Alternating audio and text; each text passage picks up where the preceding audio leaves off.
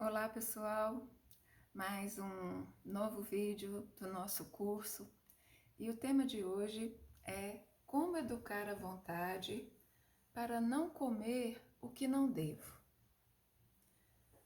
A minha vontade é forte, mas a disposição de obedecer-lhe é fraca. Carlos Drummond de Andrade. Quando a gente olha o sentido da palavra vontade no dicionário, a gente vai ver que faz sentido falar de boa vontade e de má vontade, porque vontade tem um sentido de determinação, de firmeza moral, mas tem um sentido também de capricho, de leviandade. Então, quando a gente para pensar sobre o papel da vontade na nossa vida, é claro que se uma pessoa não tem vontade alguma, isso é muito triste, né? Até me lembrei agora de um poema da Adélia Prado, que ela fala assim: não quero nem queijo, nem faca, quero fome.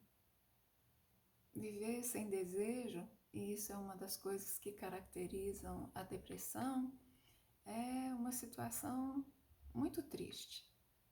Mas, por outro lado, o ser humano pode se tornar vítima da própria vontade. E duas coisas que nos caracterizam dentro dessa escala evolutiva, fazendo diferença com os animais, é a inteligência e a vontade. Todas as duas coisas são importantíssimas, mas pode acontecer que uma pessoa tenha uma inteligência brilhante, mas uma vontade muito fraca. E pode acontecer que uma pessoa nem tenha tanta inteligência, mas tenha uma vontade forte. E com essa vontade, ela se torna uma pessoa realizadora, bem-sucedida e feliz. Nesse programa que eu proponho e que se chama Minhas Novas Medidas, eu costumo dizer que o propósito maior desse programa é que a gente possa reeducar as forças do pensar, do sentir e do agir. E o equilíbrio entre essas capacidades e essas forças que o ser humano tem é fundamental para que a gente possa viver bem a nossa vida. É possível reconhecer pessoas que são muito sonhadoras, ou tem pessoas que são muito impulsivas, ou tem pessoas que são muito emotivas. E a integração do pensar, do sentir e do agir parece que cria um dinamismo na nossa vida. E com relação ao emagrecimento, muitas pessoas que são obesas, que têm sobrepeso ou transtornos alimentares, têm um problema com o agir. Uma compulsão, um impulso, e a força dessa compulsão, a força desse impulso é inversamente proporcional à força do pensar nessas pessoas. É claro que tem pessoas que têm uma atividade do pensar tão intensa que acabam se tornando pessoas muito inibidas, né? Mas se você não consegue controlar o agir com a força do pensar, pode acontecer isso que o Carlos Drummond fala, né? A vontade é forte, mas a disposição de obedecer-lhe é fraca. Aqui ele está falando a vontade, por exemplo, de fazer tudo o que você precisa fazer para seguir uma dieta, para conseguir alcançar a sua meta. Essa vontade é forte, mas se eu não tenho uma disposição para obedecer, é isso que eu digo que é a minha vontade, eu posso nunca vir a realizar isso, né? E essa disposição para obedecer ou não a alguma coisa tem a ver com a nossa capacidade de perceber a amplitude do que está envolvido com aquilo que determina a nossa vontade. A gente sabe que uma vontade forte relacionada a um vício, por exemplo, ou a um hábito, tem a ver com um circuito que existe no nosso cérebro que a gente chama de circuito de recompensa, que tem vários neurotransmissores envolvidos, mas o principal deles é a dopamina. E um circuito de recompensa, ele pode ser hiperativo, e para que esse circuito exista, é preciso que haja um, um motivador para um comportamento. Então, existe algo que você faz e que você tem uma recompensa com aquilo que você faz. É isso que gera a criação de um hábito, né? Existe um gatilho e aí você faz alguma coisa por causa daquele gatilho e tem uma recompensa. Imaginem que você sente um cheiro de pão de queijo e aí você vai atrás do pão de queijo e aí você come o pão de queijo. E procurar o pão de queijo, comer o pão de queijo é a ação. E essa ação vai gerar uma recompensa. Por reconhecer o prazer que isso produz, você fica sensível a esse gatilho. E toda vez que esse gatilho aparecer, você vai fortalecendo esse circuito. Então, todo hábito começa como se fosse uma linha, né? É um comportamento, mas à medida que ele é repetido, ele vai engrossando. Vira um cordão, vira uma corda, daí a pouco vira um cabo de aço e vai adquirindo força.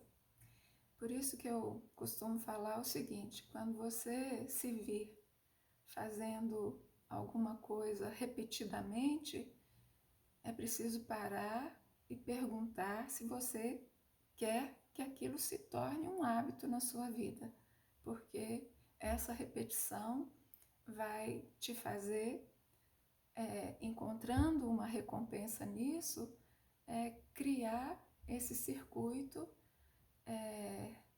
e formar esse hábito.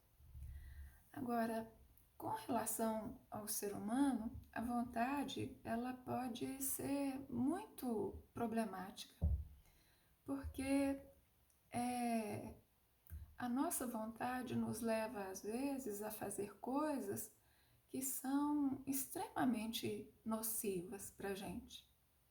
Uma vez eu li uma entrevista de um padre português que foi fazer a missão dele na Índia. E chegando lá, ele se interessou pela yoga e dava aulas de yoga. E em um momento da entrevista, ele fala que trabalhava com dependentes e ele usou uma expressão que eu achei interessante. Ele falou que a dependência química é a vontade que enlouqueceu.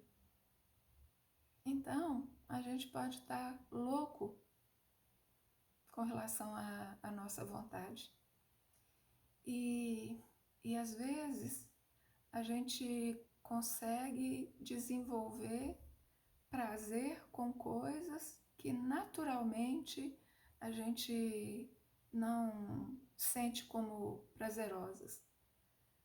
Eu acho difícil uma pessoa sentir prazer quando toma um gole de cerveja pela primeira vez. Mas à medida que ela vai se habituando, né, cria aquele hábito e passa a ter um prazer imenso, e por causa desse prazer tão grande, a pessoa pode vir a se tornar um alcoólatra. E com os animais, dificilmente isso acontece. Uma vez eu li a respeito dos ratos no México, que nos esgotos pode estar cheio de comida, mas quando a comida é muito temperada, os ratos ficam com fome, mas eles não comem. O ser humano, ele pode começar a comer pimenta, começar a achar bom demais comer pimenta e se tornar dependente da pimenta. Olha só como que a nossa vontade realmente pode enlouquecer, né? Bom, mas uma coisa com relação ao hábito, né, nesse loop que a gente fala do hábito, que tem um gatilho ou uma deixa, tem uma ação e uma recompensa, muitas vezes a gente faz uma leitura errada da recompensa que a gente está tendo. Muitas vezes as pessoas comem numa situação de desconforto, de angústia, de estresse, sabendo que aquilo não é fome, e entendem que a recompensa que elas têm é o prazer momentâneo que elas vão sentir quando comem alguma coisa, ou aquele alimento que elas podem até ter uma dependência, como o chocolate, por exemplo, né?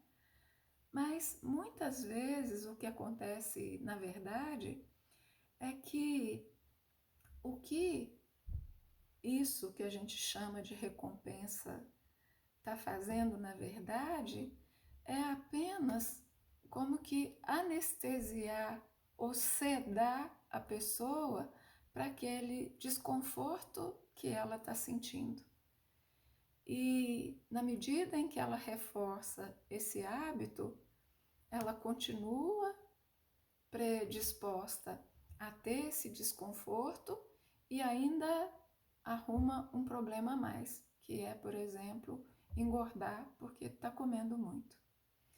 Então, é importante que a gente atine para isso, né? Que quando as pessoas falam, por exemplo, que sentem um vazio, né? Que comem para preencher um vazio, e a gente até fala que é a comida conforto, né? E as pessoas procuram conforto na comida.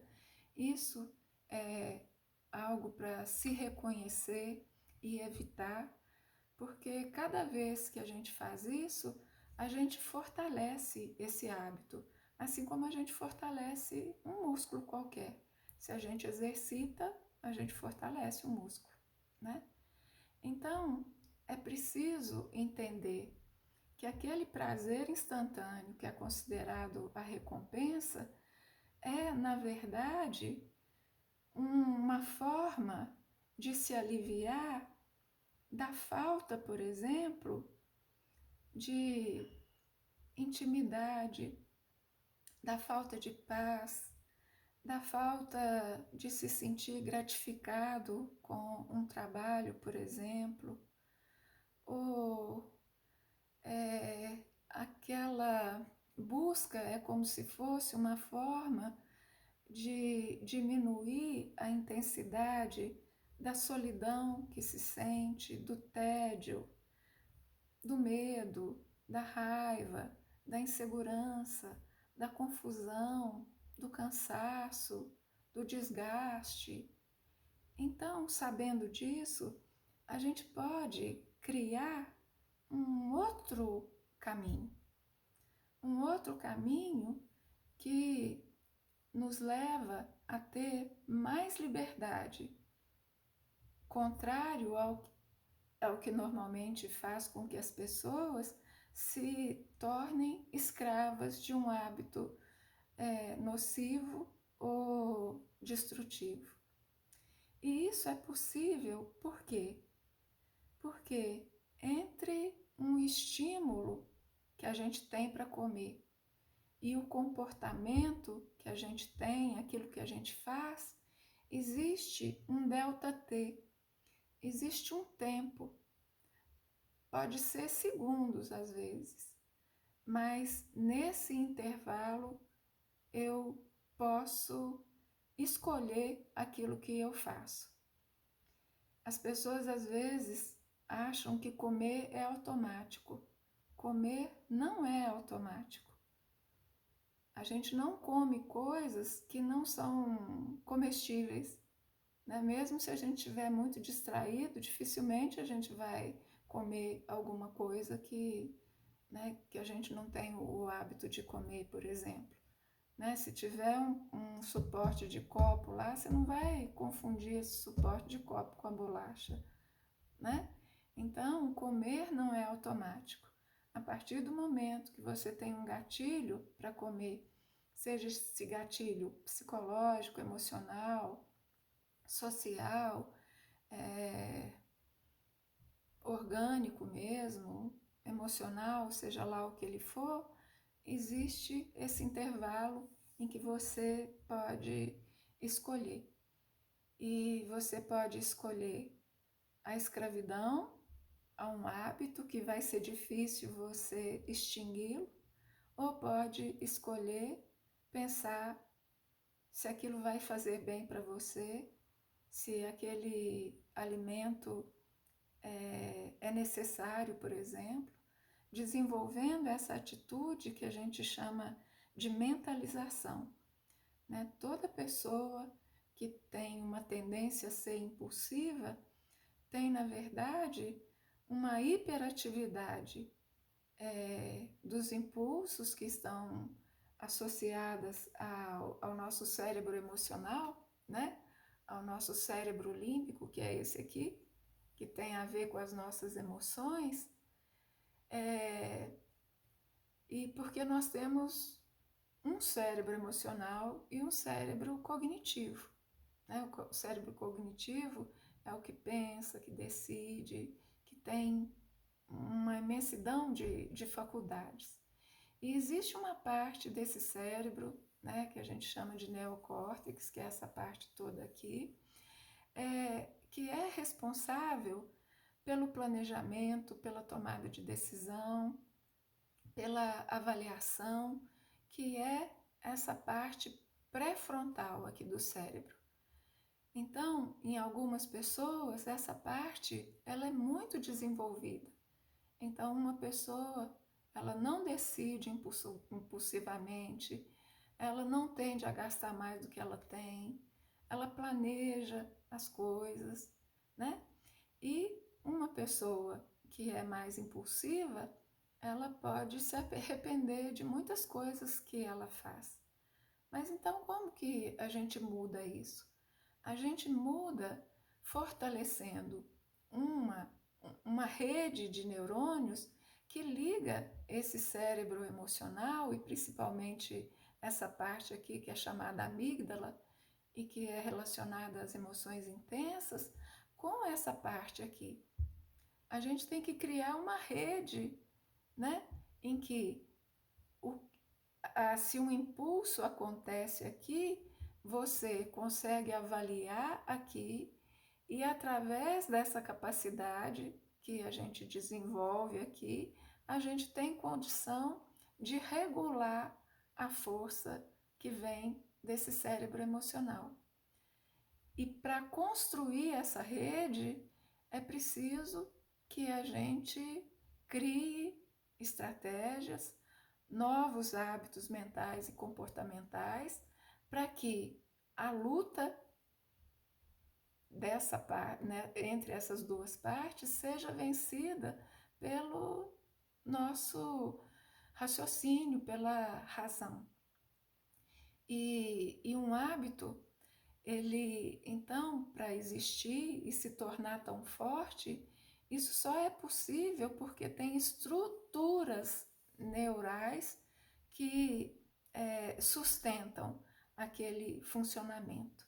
E para mudar esse funcionamento, a gente tem que passar pelo que a gente chama na psicologia comportamental de extinção. E a extinção é você ir deixando de fazer aquele comportamento. Aí ele se extingue, na medida em que você vai fortalecendo um outro comportamento. E aí ele vai se automatizando. Criar um hábito novo é sempre trabalhoso, mas quando você se habitua, isso torna-se automático, né? Você nem gasta energia nenhuma. Então tem uma vantagem, isso é evolutivo, né? A gente criar hábitos foi necessário. Imagina se a gente não se habituasse a nada, né? Tivesse que pensar tudo para fazer. Na nossa cabeça tinha que ser enorme, né? Então, isso que é uma vantagem evolutiva, por um lado, acaba sendo uma grande armadilha pelo outro lado, né? Então, sabendo dessas coisas, a gente pode, diante de uma situação tentadora, pensar que a gente pode escolher se vai ganhar alguma coisa ou se vai perder outra. E a gente pode decidir perder uma coisa para ganhar uma coisa que é melhor para a gente. Então, a metodologia do Pense Magro tem a ver com desenvolver essa capacidade mental de reconhecer as armadilhas que a gente cai, evitar cair nessas armadilhas, e se a gente cai nessas armadilhas, a gente saber o que fazer para sair delas. E essas armadilhas são de pensamento. Existem as armadilhas familiares, né, dos hábitos familiares que a gente tem. Existem as armadilhas que são dos feriados e dos dias santos, por exemplo, a Páscoa que está chegando agora, que acaba fazendo com que a gente seja estimulado a comer chocolate. Existem os gatilhos emocionais, existem os gatilhos pelos pensamentos sabotadores, que a gente cria um pensamento, por exemplo, comer isso não vai fazer mal, hoje é domingo, hoje eu estou triste, eu mereço. Você vai repetindo esse pensamento, ele vira um hábito mental. Mas só que se a gente for levar ao pé da letra, são pensamentos que não fazem sentido, né? Porque domingo eu posso comer, domingo não conta caloria. Isso não faz sentido, né? Mas a gente passa por cima disso. Por quê? Porque o nosso cérebro emocional sabota esses conteúdos mentais que a gente tem. Então, diante dessas situações de armadilha que a gente se vê, né? E da dificuldade de resistir a elas, tem dois caminhos que a gente pode seguir. O primeiro caminho é um caminho que a Judith Beck propõe no livro dela, Pense Magro, que é você buscar, por exemplo, fazer uma lista de distrações. Fazer com antecedência para que nos momentos em que você estiver tentado a comer alguma coisa, nos momentos em que a motivação está muito baixa e que está mais fácil de você resistir, você pode ir lá consultar uma distração e fazer isso. E eu costumo falar que tem uma técnica dos 3Ds. Essa técnica dos 3Ds é distraia, demore e desista.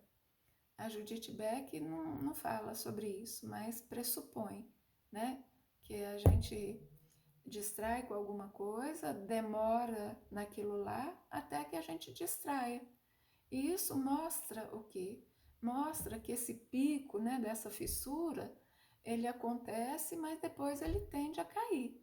Não é uma linha, né, que vai aumentando e vai subindo e que a gente não vai conseguir resistir, né? Por isso que é importante a gente dar conta de ficar e tolerar o desconforto de uma situação para sentir que ele baixa. E cada vez que a gente confirma isso, a gente vai sendo capaz de tolerar mais aquilo que é aflitivo ou desconfortável para a gente. E nessa metodologia da Judith Beck, ela usa também os cartões de enfrentamento. Os cartões de enfrentamento é para nos tirar daquela situação de impotência que normalmente a gente fica quando a sedução, a tentação ou a vontade é muito forte. Né? Uma pessoa falando numa live um dia desse, né, que ela sentia como se fosse uma criança birrenta, que quando ela está com vontade, ela não consegue administrar essa vontade. Mas por quê? Porque aquilo já aconteceu muitas vezes, né? Ela tinha um gatilho, ela ia lá, fazia, comia e tinha recompensa. Mas só que essa recompensa, ela é tão instantânea, né? Dura tão pouco.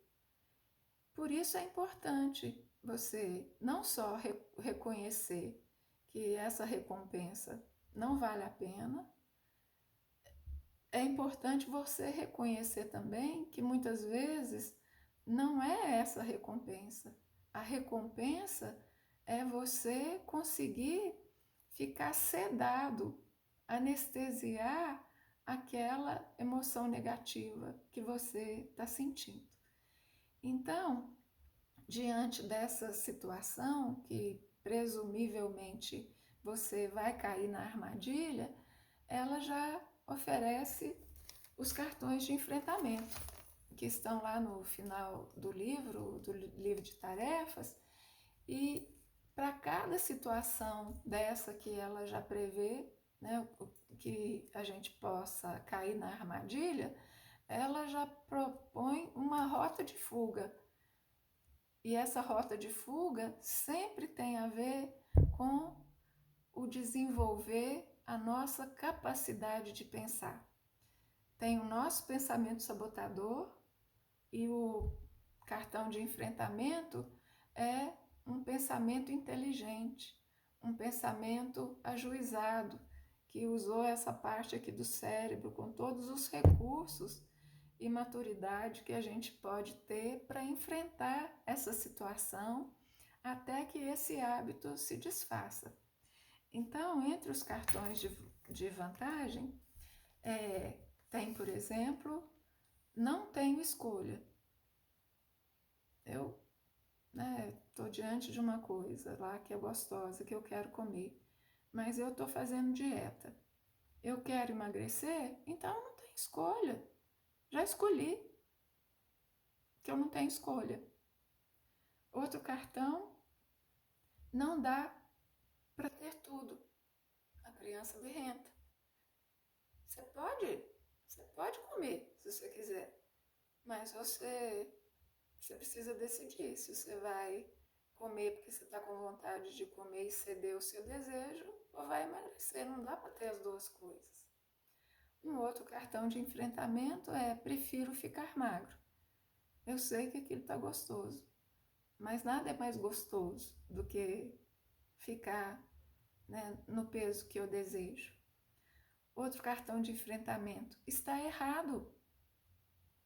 Quando a gente está sob domínio do cérebro emocional, a gente sabota, né? A gente se engana a si mesmo e é só hoje. Não, tá errado, isso é incoerente. Um outro cartão de enfrentamento é paciência.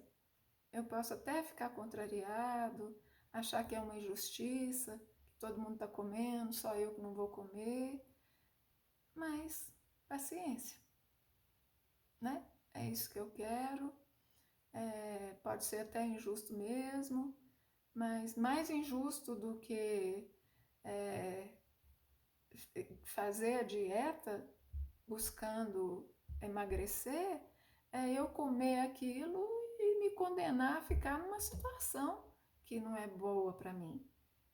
Um outro cartão de enfrentamento é não procure conforto na comida. Então, o que que ela faz?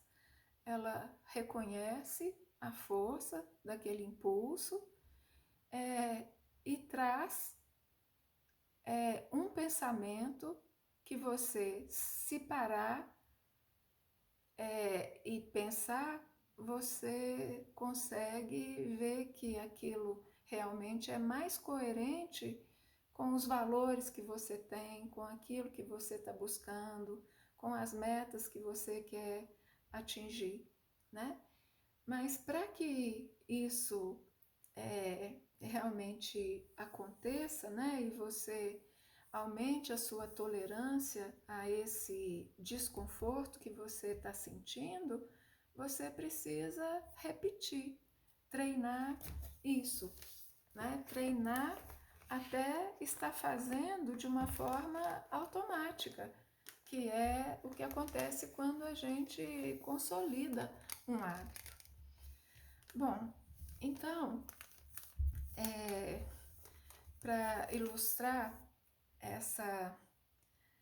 esse desconforto que muitas pessoas julgam intolerável, né? Esse vazio que as pessoas querem preencher de qualquer forma, eu me lembrei de um poema da Emily Dickinson que ela diz o seguinte: para preencher um vazio, ponha de volta aquilo que o causou.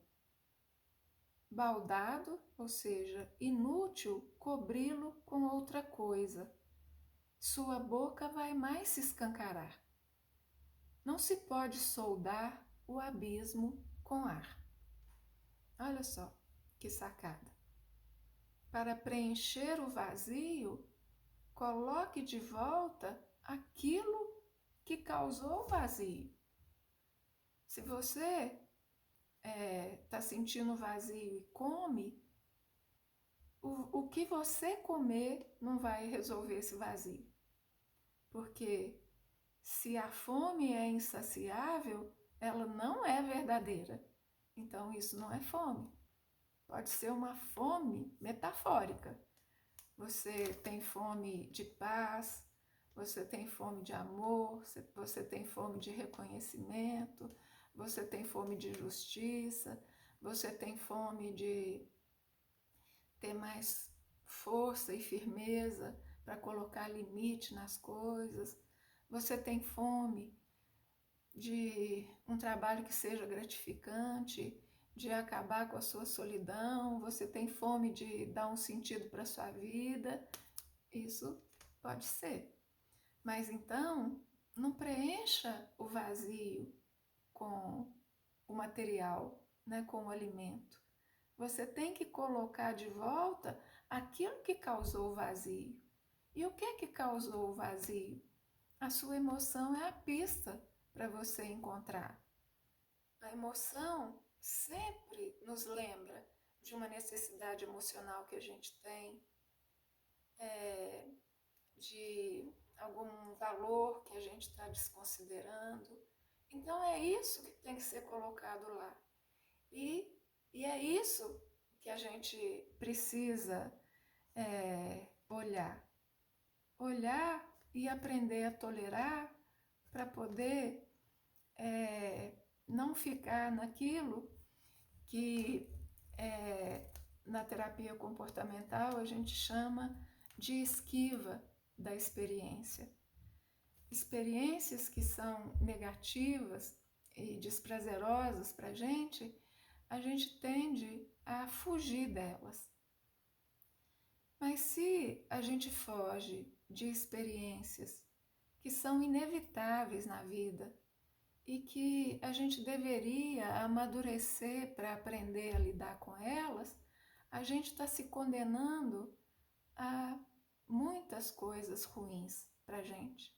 A gente está se condenando a estreitar o nosso mundo, né, e ele ficar muito pequeno.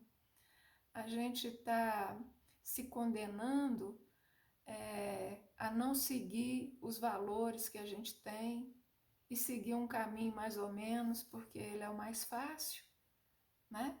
Mas é bom lembrar que não tem como viver sem ter sofrimento na vida. O sofrimento é natural na vida. Não adianta querer colocar sofrimento como uma coisa que não é natural.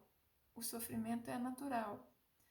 Mas quando você deixa de confrontar aquilo que está causando o vazio, porque é desconfortável, você sofre também. Então a ideia é, se por um lado eu sofro, para o outro lado eu sofro, né? Enfrentando eu sofro também, o que eu preciso perguntar é onde estão os meus valores? Porque se os meus valores estão em procurar o crescimento, procurar ter a minha liberdade, procurar fazer justiça a quem eu sou e aos meus valores, é melhor sofrer nesse caminho do que sofrer num caminho que é mais fácil, porque lá também tem sofrimento, né? Então, o contrário de esquiva experiencial é aceitação, é você reconhecer aquilo que é a origem, a causa do problema, que é a intolerância a um desconforto. E então, quando a gente aprende esse raciocínio, né, de que se é para sofrer, deixa eu sofrer no caminho que eu sou coerente com os meus valores, né? Quando a gente tem esse raciocínio, a gente aos poucos vai vendo que a gente pode enfrentar os nossos medos, os nossos temores, que a gente pode lidar com as emoções negativas, tolerá-las, assim como a gente é capaz de tolerar a fome, que muita gente acha que não é capaz e que depois vê que é capaz e que fica surpreso com isso, né? Então, eu me lembrei agora do Rilke, o Rilke tem um poema em que ele fala assim que trata-se de viver tudo. Se a gente quiser ser humano de verdade, a gente não pode escolher os sentimentos que a gente vai ter, não. Porque ser humano é tratar de viver tudo que a gente tem para viver. Vive o que é bom, mas vive o que é difícil também. Do contrário, a gente se apequena, né? E como é bom a gente superar uma situação de dificuldade, ver que a gente é capaz. Né? Tem um ditado que fala assim que se não fosse a mãe do pássaro empurrar o passarinho, quando ela sente que o passarinho já dá conta de voar, ele está lá no galho, ela vai dar um empurrão. E aí o ditado fala assim, que se não fosse aquele empurrão, talvez o pássaro não soubesse para que servia as, as, as asas dele, né? Então tem, né, um júbilo quando a gente se enche de coragem para poder enfrentar esses medos que a gente tem. Tem uma autora americana, ela escreveu um livro que se chama As Mulheres, a Comida e Deus, e tem outros livros que ela é especialista nesse assunto. E aí ela fala o seguinte, que a vontade de confiar em si mesma tem que ser maior do que a vontade de emagrecer. Porque se a gente só tem vontade de emagrecer, mas não tem essa coragem de fazer o que a gente precisa para a gente confiar mais em nós mesmas, a gente nunca vai romper com essa dificuldade. A gente vai estar sempre querendo preencher o vazio com ar, como diz o poema da Emily Dickinson. E para encerrar esse vídeo de hoje, eu vou ler um poema do Rumi, que é aquele sábio lá do Oriente Médio, que é um místico e que tem uns poemas muito lindos. E esse poema dele se chama Hospedaria. É um poema que normalmente os instrutores de mindfulness costumam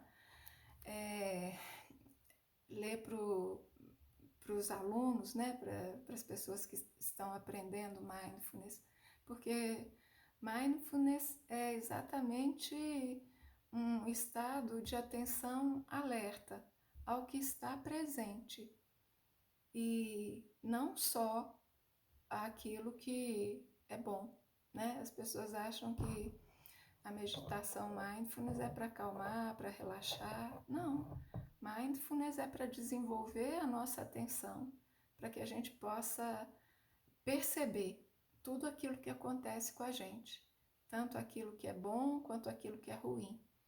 E desenvolvendo essa atenção plena para as coisas ruins, inclusive as emoções negativas, a gente percebe que simplesmente fazer isso já é suficiente para a gente desenvolver uma tolerância a elas e aprender a lidar com a dificuldade de uma forma diferente.